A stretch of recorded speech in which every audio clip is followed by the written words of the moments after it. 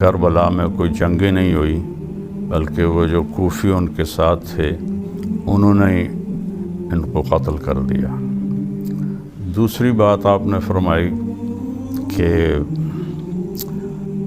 کربلا تو کوفے کے راستے میں آتا ہی نہیں، کربلا دمشق کے راستے میں آتا ہے۔ تو یہ میں نے دونوں نقشے گوگل سے نکلوا کر ان کو بڑا کر کے آپ کی خدمت میں پیش کیے ہیں۔ نہ میرا ارادہ کوئی مناظرے کا ہے اور نہ ہی میں نے کبھی یہ اسلوب سیکھا ہے، صرف اپنی معلومات آپ تک پہنچانے کے لیے، منوانے کے لیے بھی نہیں، قائل کرنے کے لیے بھی نہیں، لیکن اہل بیت سے جو میرا ایک تعلق جڑا ہوا ہے اور اللہ نے مجھے ان کی ایک محبت دی ہے۔ لیکن میں بھی مانتا ہوں کہ یزید نے امام حسین علیہ السلام کے قتل کا حکم بالکل نہیں دیا تھا، نہ ہی وہ اس پہ راضی تھا، لیکن جنہوں نے قتل کیا تھا ان کو تو سزا دے سکتا تھا۔ تو میں سارے اپنے بہن بھائیوں سے کہتا ہوں جو میری بات سن رہے ہیں کہ اللہ کے واسطے اگر آپ اللہ کے نبی کی اولاد کا دفاع نہیں کر سکتے ہو تو پھر خاموش رہو، آپ یزید کے دفاع میں مت لگو، اس کا معاملہ اللہ پہ چھوڑو۔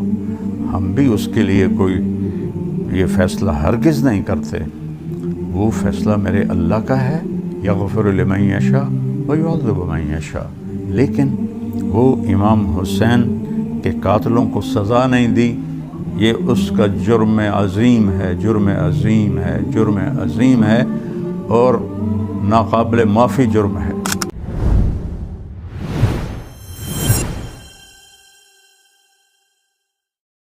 السلام علیکم ورحمۃ اللہ وبرکاتہ۔ بسم اللہ الرحمن الرحیم، والصلاة والسلام علی سیدنا و مولانا محمد وعلی آلہ و اصحابہ اجمعین، اما بعد۔ محترم جناب مولانا عطاء اللہ بند علی صاحب اور تمام معزز سامعین، بہن بھائی، بچے بچیاں جو بھی سن رہے ہیں، اس وقت خاص طور پر میں آپ سے مخاطب ہوں۔ میں سوشل میڈیا دیکھتا نہیں ہوں کہ مجھے سر میں درد ہو جاتا ہے، تو ویسے ان کے ٹائٹل کبھی کبھی دیکھ لیتا ہوں۔ آج میں نے ایک ٹائٹل دیکھا جو جناب کی طرف سے لگا ہوا تھا کہ کربلا میں کوئی جنگ نہیں ہوئی، تو اس پہ میں ذرا حیران ہوا، ششدر ہوا۔ تو میں نے اس کو، وہ تھا بھی 8 منٹ کا، تو وہ میں نے سارا سنا، جس میں آپ نے ایک تو جمہور امت سے ہٹ کے بات کی کہ کربلا میں کوئی جنگیں نہیں ہوئی بلکہ وہ جو کوفی ان کے ساتھ تھے انہوں نے ان کو قتل کر دیا۔ دوسری بات آپ نے فرمائی کہ کربلا تو کوفے کے راستے میں آتا ہی نہیں، کربلا دمشق کے راستے میں آتا ہے۔ تو یہ میں نے دونوں نقشے گوگل سے نکلوا کر ان کو بڑا کر کے آپ کی خدمت میں پیش کیے ہیں۔ نہ میرا ارادہ کوئی مناظرے کا ہے اور نہ ہی میں نے کبھی یہ اسلوب سیکھا ہے، صرف اپنی معلومات آپ تک پہنچانے کے لیے، منوانے کے لیے بھی نہیں، قائل کرنے کے لیے بھی نہیں، لیکن اہل بیت سے جو میرا ایک تعلق جڑا ہوا ہے اور اللہ نے مجھے ان کی ایک محبت دی ہے۔ میری ماں بھی اہل بیت میں سے ہے، باپ میرا راجپوت ہے، تو میں پچھلے 30 سال سے ان کے نغمے گا رہا ہوں۔ جب بھی محرم آتا ہے تو میں آپ کے صرف وہ عنوان دیکھتا ہوں جس میں آپ یزید کا بڑا دفاع فرما رہے ہوتے ہیں، اور کربلا کے واقعہ کی شکل بالکل تبدیل فرما رہے ہوتے ہیں جو کسی مستند کتاب میں نہیں ہے۔ تو پہلی تو میں یہ گزارش کروں گا کہ آپ اس نقشے پہ غور فرمائیں کہ یہ مکہ سے راستہ چلتا ہے اور یہ جاتا جاتا جاتا یہ جا کے کربلا ہے سرخ نشان، اور اس کے ساتھ نجف لکھا ہوا ہے، اس کے ساتھ ہی کوفہ ہے۔ تو جو دمشق کا راستہ ہے، آپ نے فرمایا کہ کربلا دمشق کے راستے میں آتا ہے، تو اس سے مجھے تھوڑا سا اندازہ ہوا کہ جغرافیہ کی معلومات آپ کی کچھ صحیح نہیں ہیں، اس لیے میں نے یہ نقشہ مکے سے دمشق کا راستہ بتایا ہے، جو اوپر جا کر وہ آخر میں سرخ نشان ہے دمشق کا۔ تو اس میں کہیں بھی راستے میں کسی جگہ پر بھی کربلا نہیں آتا۔ یہ راستہ مدینے سے تبوک اور آگے جا کے اردن میں داخل ہوتا ہے، اور اردن سے پھر یہ شام تک چلا جاتا ہے، اور یہ راستہ مکہ سے مدینہ کے اوپر سے ہوتا ہوا حائل اور یہ سکاکا اور عرعر اور یہ سرخ نشان کربلا، یہ نجف اور کوفہ، ان کے درمیان میں 6 کلومیٹر کا فاصلہ ہے، یہ ساتھ ساتھ ہی ہیں۔ تو ایک تو یہ آپ کی خدمت میں گزارش کرنی تھی کہ یہ آپ کی معلومات غلط ہیں کہ کربلا کوفہ کے راستے میں آتا ہی نہیں۔ بڑی حیرت ہوتی ہے، آپ اتنے ذمہ داری سے بات کر رہے ہوتے ہیں لیکن وہ بالکل غلط ہے۔ آپ خود نقشہ اٹھا کے دیکھیں۔ میرا حاشا وکلا کوئی مقصد تنقید نہیں ہے۔ ان اريد الا الاصلاح ما استطعت وما توفیقی الا باللہ علیہ توکلت والیہ انیب۔ ایک یہ بات آپ کی خدمت میں عرض کرنی تھی۔ دوسرا یہ عرض کرنا تھا کہ آپ نے فرمایا کہ امام حسین تو کوفے والوں کو سمجھانے آئے تھے کہ تم یزید کی بیعت نہ توڑو اور یزید کی بیعت پہ قائم رہو۔ انہوں نے توڑی کب تھی جو آپ ان کو نصیحت کرنے جا رہے تھے؟ پھر آپ نے فرمایا کہ وہ پھر کوفہ سے جب دمشق چلے تو اس کی کوئی تاریخی سند کوئی نہیں، کوئی ثبوت کوئی نہیں، کسی کتاب میں کوئی نہیں، کسی ذمہ دار عالم نے، مورخ نے، محدث نے یہ بات ذکر نہیں کی کہ آپ کو تو کربلا سے آگے جانے ہی نہیں دیا گیا، وہیں ذبح کر دیا گیا، تو وہ کوفہ کیسے پہنچ گئے؟ پھر کوفہ سے وہ دمشق جانے لگے تو ان کوفیوں نے سوچا یہ تو ہمارے خط جا کے یزید کو دکھا دے گا، وہ تو ہمیں قتل کرا دے گا، تو انہوں نے سب کو کاٹ دیا اور ان کو قتل کر دیا، جنگ تو ہوئی نہیں۔ تو پھر یہ جو 1400 سال سے وہاں سب کے مزارات ہیں، سب کی قبور ہیں، اس کو جھٹلائیں، سارے مورخین کو جھٹلائیں، آپ جس حوالے سے بات فرما رہے ہیں وہ حوالہ کون سا ہے؟ پھر اگلی بات آپ فرماتے ہیں کہ یہ واقعہ کربلا ابو مخنف لوط بن یحییٰ کی ساری داستان ہے، اور وہ کذاب ہے، میں بھی کہتا ہوں کذاب ہے، متروک ہے۔ تو جب وہ اس سارے واقعے کا راوی ہے تو پھر تو اس کی کسی چیز سے آپ استدلال نہیں فرما سکتے، لیکن آپ امام حسین علیہ السلام کی 3 شرطوں پر اتنا آپ زور سے بولتے ہیں، وہ بھی تو ابو مخنف کی روایت ہے، اسی کذاب کی روایت ہے۔ اگر باقی سارا قصہ جھوٹا ہے تو یہ 3 باتیں کہاں سے سچی ہو گئیں؟ ان کا راوی بھی وہی لوط بن یحییٰ ہے۔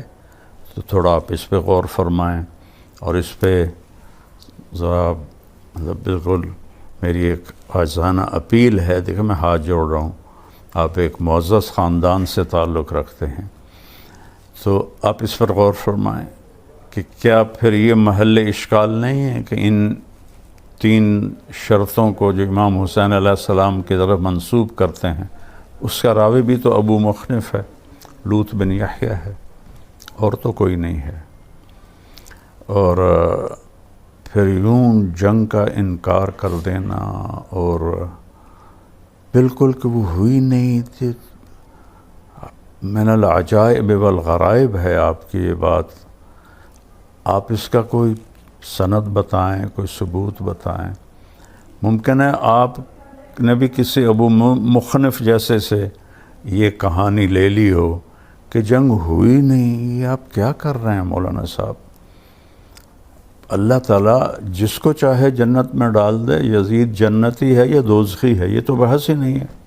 یہ تو یغفر لمن یشاء ویعذب من یشاء، جس کو چاہے جنت میں ڈال دے، جس کو چاہے جہنم میں ڈال دے، یہ تو ہمارا مسئلہ ہی نہیں ہے، وہ اس کی مغفرت ہے۔ وسعت رحمتی کل شیء، تو وہ تو کا مسئلہ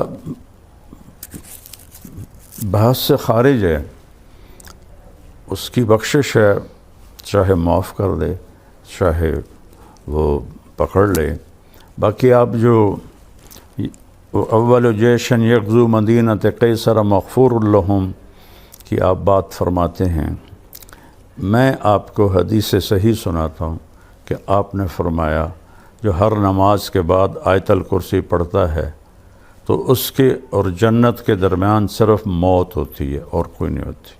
اب ایک آدمی 5 وقت نماز پڑھتا ہے، ہر نماز کے بعد آیت الکرسی پڑھتا ہے، کام اس کا حرام ہے، سود وہ کھاتا ہے، زنا وہ کرتا ہے، شراب وہ پیتا ہے، جھوٹ وہ بولتا ہے، تو کیا اس حدیث کے مطابق وہ جنت میں جا سکتا ہے؟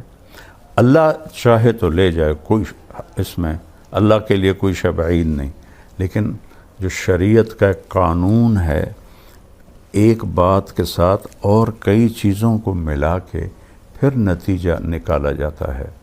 تو آپ نے یزید کے بارے میں کہا کہ وہ اس کا امیر تھا لشکر کا، لیکن میں بھی مانتا ہوں کہ یزید نے امام حسین علیہ السلام کے قتل کا حکم بالکل نہیں دیا تھا، نہ ہی وہ اس پہ راضی تھا، لیکن جنہوں نے قتل کیا تھا ان کو تو سزا دے سکتا تھا۔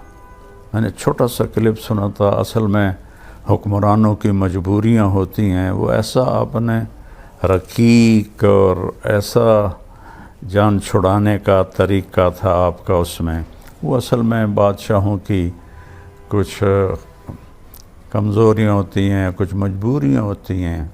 اہل بیت کے قاتلین کو قتل نہ کرنے میں کیا مجبوری تھی؟ یزید تو کوئی 90 لاکھ مربع میل پر حکومت کرتا تھا، اور 3-4 ہزار کو قتل کروانا، اور ابن زیاد کو، عمر بن سعد کو قتل کروانا، اس کے لیے کیا مشکل تھا؟ 3 بر اعظم پر اس کی حکومت تھی۔ تو اس میں وہ قصوروار ہے، مجرم ہے، میں اس کے جہنمی ہونے کا فیصلہ نہیں کر رہا ہوں۔ وہ اللہ ہے، جس کو چاہے جنت دے، جس کو چاہے جہنم دے، اس میں ہمارا کوئی دعویٰ نہیں ہے۔ پھر جو واقعہ آپ اس کا بھی انکار کرتے ہیں، کیسی عجیب بات ہے، ہنسی آتی ہے کہ لگتا ہے تاریخ آپ نے پڑھی کوئی نہیں ہے۔ میں تاریخ کا طالب علم ہوں، میں 40 سال سے تاریخ پڑھ رہا ہوں۔ جب میں اسکول پڑھتا تھا میں نے وہاں سے تاریخ شروع کی تھی، پھر عربی کی تاریخ ساری اللہ نے مجھے پڑھنے کی توفیق دی۔ تو واقعہ حرہ کو بھی آپ تعویل کر دیتے ہیں، کمال آپ کی بادشاہی ہے، شہنشاہی ہے۔ اہل مدینہ کو یا اللہ جو تنگ کرے اس کو اس طرح ختم کر دے جیسے پانی میں نمک گھل کے ختم ہو جاتا ہے، اور جو ان کو ڈرائے اس کو تو ڈرا۔ تو اس کمبخت نے تو 3 دن مدینے کو حلال کر دیا، اور مسلم بن عقبہ مری، اس خبیث نے صحابہ کی اولاد کو قتل کیا، صحابہ کو قتل کیا۔ ساری بڑی کہ اس واقعہ حرہ تو ابو مخنف نے بیان نہیں کیا، واقعہ حرہ تو لوط بن یحییٰ نے بیان نہیں کیا، واقعہ حرہ تو محدثین نے، مورخین نے بیان کیا۔ آپ اس میں بھی ڈنڈی مار جاتے ہیں اور تعویل کر جاتے ہیں۔ کتنے بڑے صحابہ اس نے قتل کیے اور کتنے صحابہ کی اولاد قتل. آج تک وہاں جنت البقیع میں حرہ کے شہداء کی جگہ بنی پڑی ہے جو صدیوں سے اس بات کا ثبوت دے رہی ہے. باقی جو مزاج یار میں آئے اس کو تو میں نہیں روک سکتا.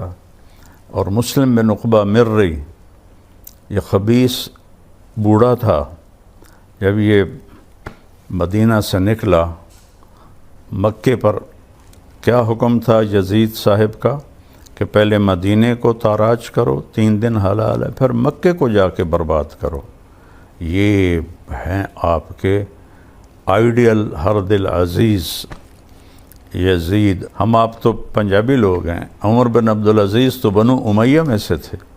ان کے سامنے کسی نے یزید کو امیر المومنین کہا تو عمر بن عبدالعزیز نے وہیں کھڑے اس کو 20 کوڑے لگوائے کہ ایک ظالم کو تو امیر المومنین کہتا ہے. تو جب وہ مدینہ سے نکلا تو ذوالحلیفہ جا کے مر گیا اور اس کے آخری الفاظ تھے کہ یا اللہ کلمے کے بعد میرے پاس بخشش کا سب سے بڑا عمل مدینے والوں کا قتل ہے. یہ اس خبیث کے الفاظ تھے. وہ مر گیا. انہوں نے وہاں دفن کیا حسین بن نمیر، حسین سعد کے ساتھ. بن نمیر کو امیر بنا کے یہ عبداللہ بن زبیر کے ساتھ لڑائی کے لیے چل پڑے. حضرت حنظلہ رضی اللہ عنہ کے بیٹے جو غسیل الملائکہ ہیں ان کے بیٹے عبداللہ بن حنظلہ کو مسلم بن عقبہ نے قتل کروایا تھا.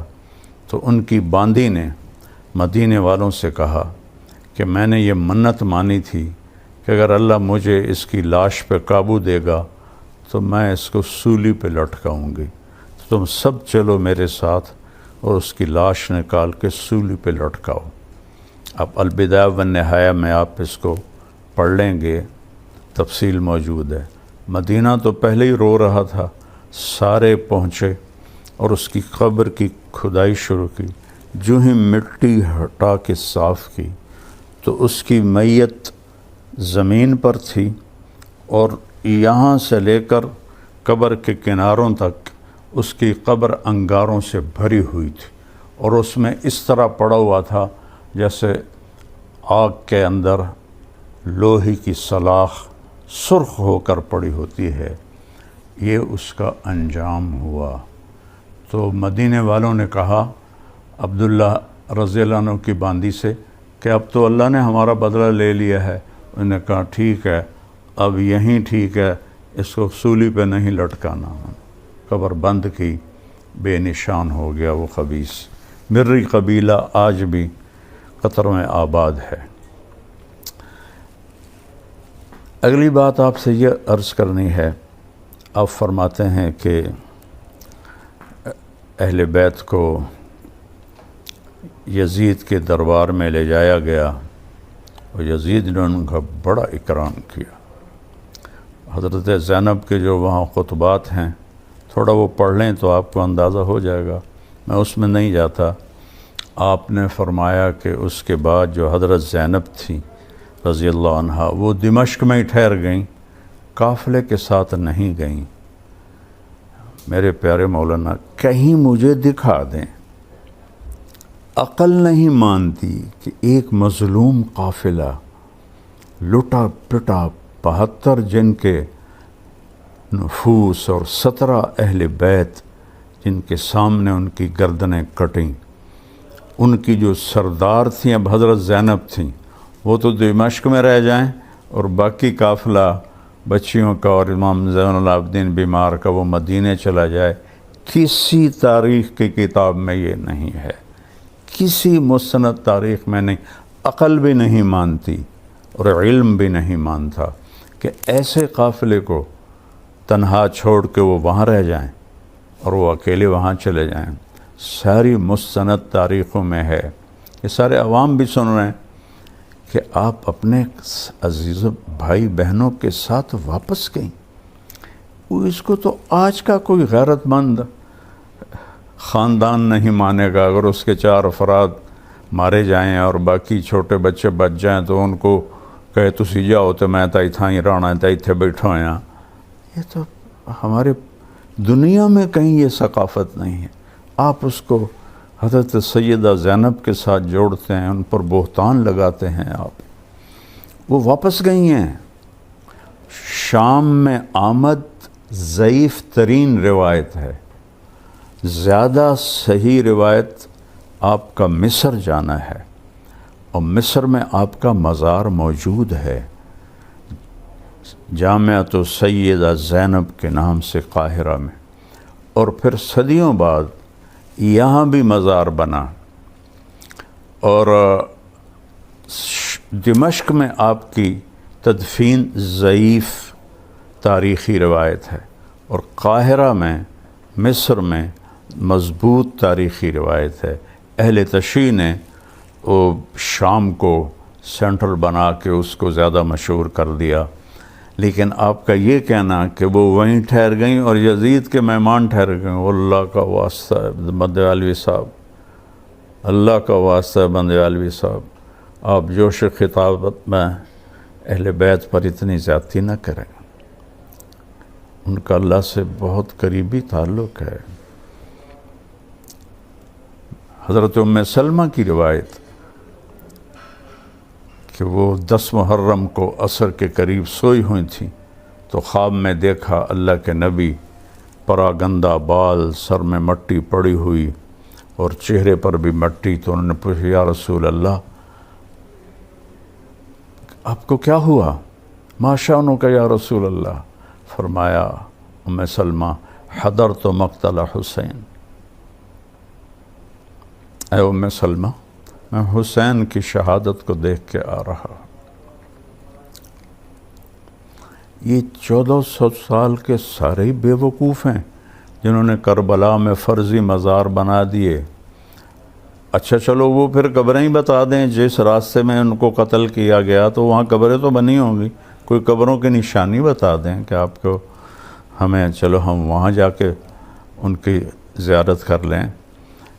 تو یعنی اتنی خلق کو جھٹلا کے اور ایک اتنی رقیق اور ہلکی بات کرنا، یہ کسی بڑے عالم کو زیب نہیں دیتا. حضرت صاحب میں اللہ کی قسم نہ مناظرہ ہے نہ ہی آپ کو منانا ہے، لیکن آپ حدود سے اتنا تجاوز کر گئے ہیں جس کی وجہ سے مجھے یہ ڈر ڈر کے بولنا پڑ رہا ہے کہ اتنا آگے نہ بڑھیں کہ اہل بیت کی شان کو آپ گھٹائیں.